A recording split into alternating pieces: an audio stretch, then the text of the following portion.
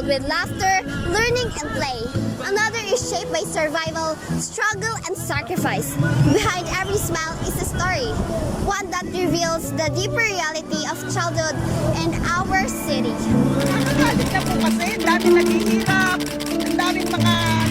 According to the statistics in 2023, there were over 165,000 families in Davao region were reached in the poverty line, which is equivalent to 11.3% of the population. This statistic shows that most families, especially children, were forced to do labor to fulfill their economic stability. This includes selling foods in the market, or even begging for food and money in the street. These statistics are not just numbers, but is our lives in the welfare of children. So may hapon, sir. So May hapon sa mo, sir. So nakoy ipotan na unsa epekto sa mga bata silang kalisod sa ilahang pangandoy sa kinabuhi.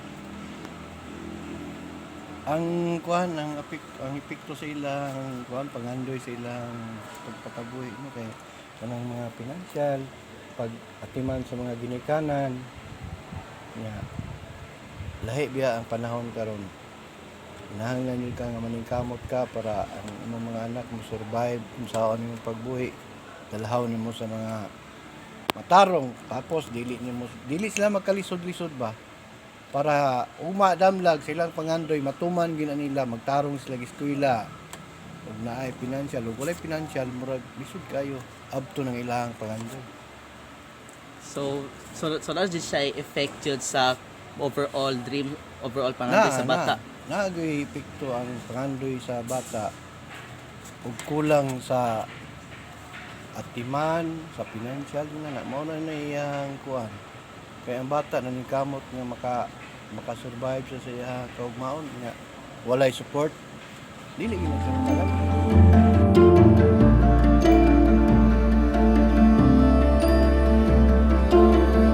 Understand, we must listen to the children themselves.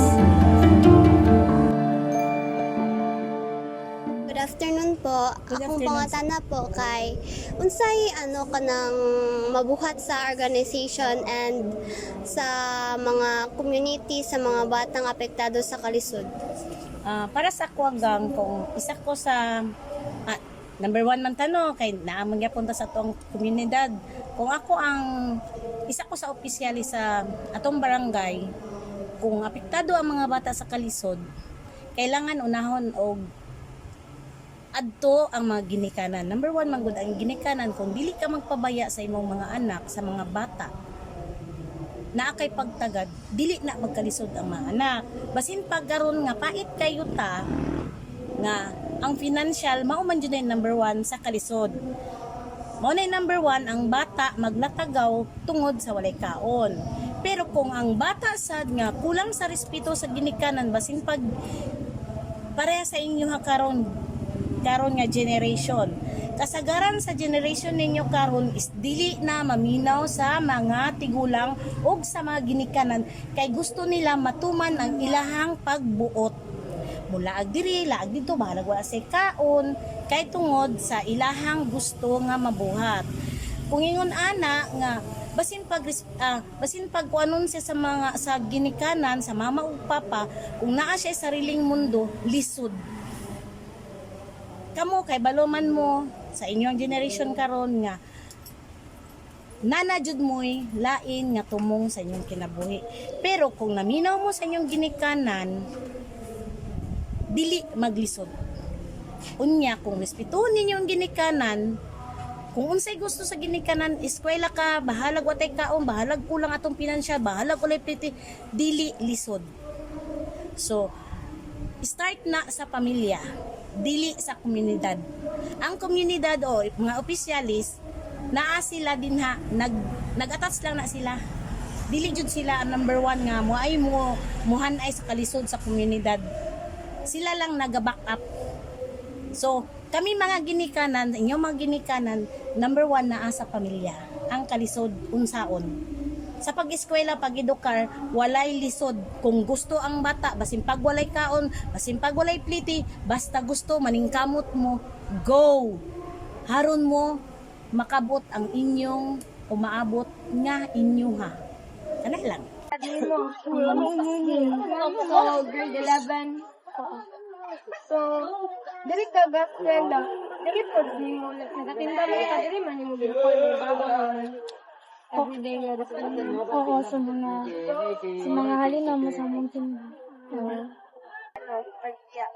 Kung mga grade 2 at ako kay marag na may friend akong mama, so marag nagganyan po siya na magtinda dali ako sa mga po. Tuloy-tuloy na. So, dugay na gyud bugay. Oo. Wala na po kay year. Na 8 years sa Pilipinas. Ano nag-start ka og baligya? Kay kung ako mama, like kanang broken family man menos ako mama na kanang taguyod sa mga so naisipan niya magtinda na lang siya mag-uwi.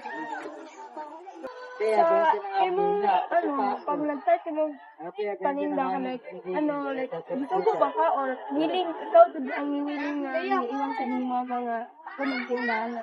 Ay, sometimes hindi nasubo ko. Kaya sometimes makanang willing ko. Busy po ko, kadili po ko maka-willing ang matabang sa'yo. Pero pag dili ko busy yung kanang willing ako mag-bantay mga so, Gusto ko ni mo diri like need man ninyo og taga-adlaw no kwarta. Ano ba ninyo? Siyempre, hinay man ko diri yung sa akin ng mga weekend lang man mo kusog. Sometimes magkulang-kulang kahit pero kanang dili lang man gud mi diri nagasa. Household na mo ila interesto. O naami lang peso so pag Domingo dito ani nagakuan sa baba kay diri ang dinay diri kay dagan pud nag-display diri so at nagbaba para mas dagan pag ito lang kasagaran mga taon next time kasi ito ang mas So bale mong mama na dito karon ikaw na. ay unya pa yung mag-posto. Pero unya dito ana pag niya si mama diri ko niya. So buhay niya. Yung mga bayro na trabaho. So like kanang dili siya exact nga okay kay dili lang man nagasalig diri ako. Kanang napad ni kanang ato nga nagaano sa mga.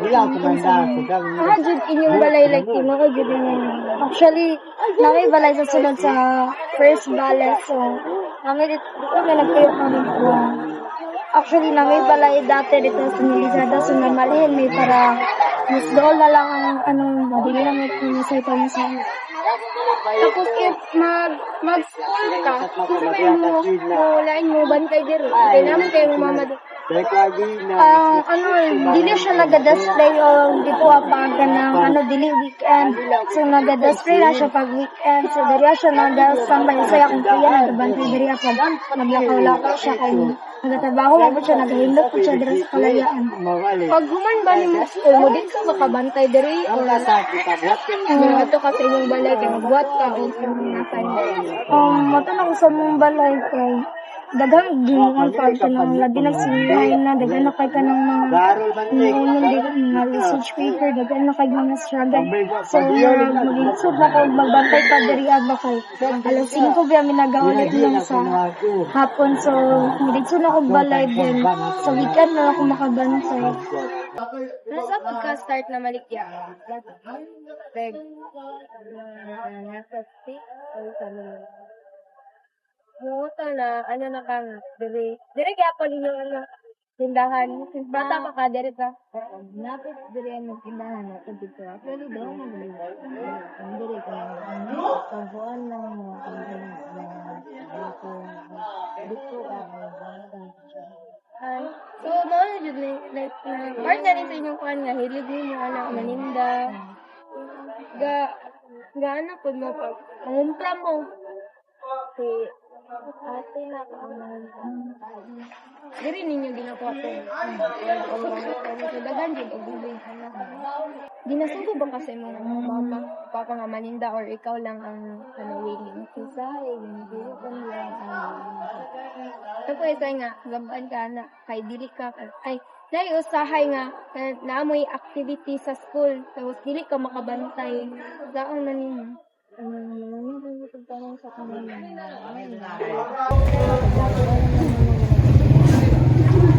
Di ka nag-school na din? Peter? Kung sa'yo mong schedule like,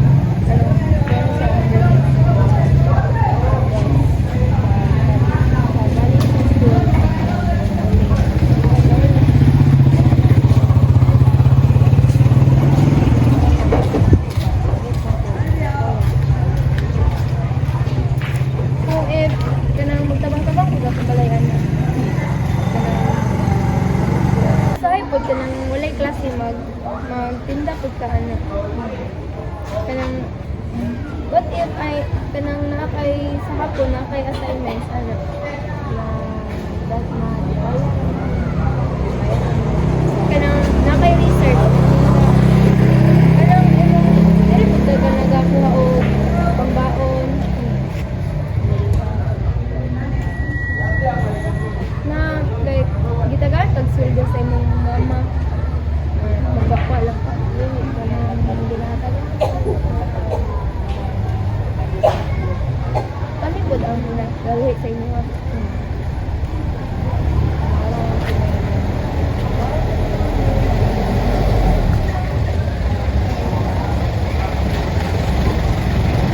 pero taga-adlaw jud kami kay daghan yung malugtiri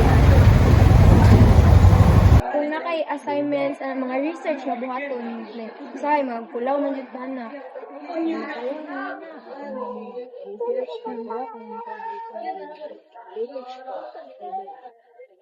kaya lang po. These stories reflect not weakness, but resilience. Each dream, no matter how fragile, is a light against hardship.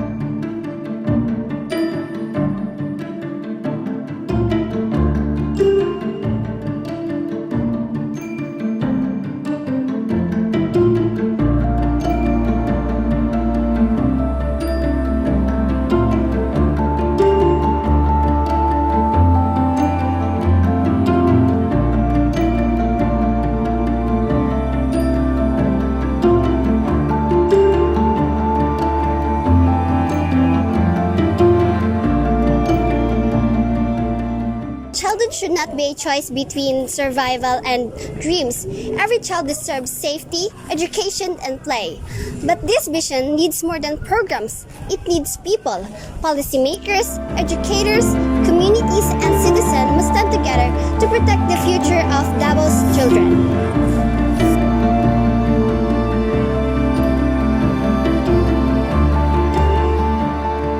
Beyond the playground lies the truth we cannot ignore. The real lives of Davos children are in our hands. Together, we can ensure that no child is left behind.